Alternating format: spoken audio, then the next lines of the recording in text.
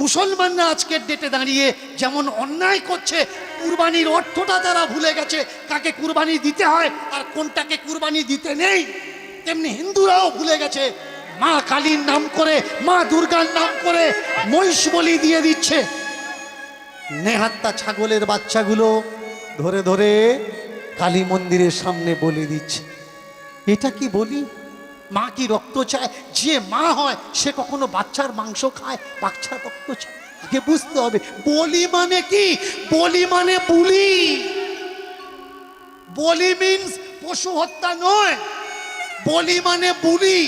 जवान दो, हे मालिक, हे ईश्वर, हे परवरदिगार, आज के बाद हम ये बुरा काम नहीं करेंगे।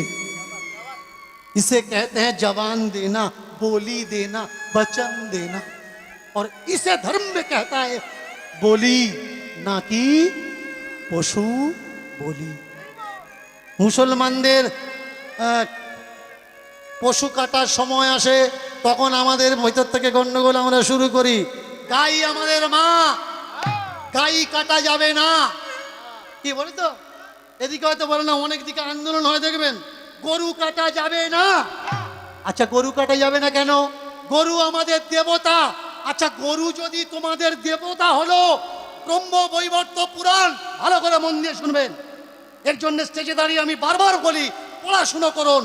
ব্রহ্ম বৈবর্ত পুরাণ কৃষ্ণ জন্মখণ্ড 106 নম্বর অধ্যায় 61 নম্বর 62 নম্বর 63 নম্বর শ্লোক পড়ে নিন। রুক্মিণীর বিবাহের সময় 1 লক্ষ গরু বলি দেওয়া হচ্ছে ভোজন করানোর জন্য। 1 লক্ষ গরু।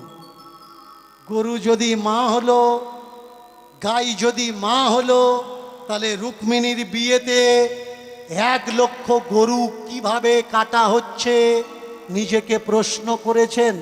আমাদের ধর্মগুরুদের জিজ্ঞাসা করেছেন যে আমাদের ধর্মগ্রন্থে গরু কাটার প্রসঙ্গ কিভাবে আসে? আমাদের দেশে যে যজ্ঞগুলো হয়, গোমেদ যজ্ঞ, ভালো করে শুনুন, গোমেদ যজ্ঞ। গো মানে গরু, মেদ মানে কি? মাংস।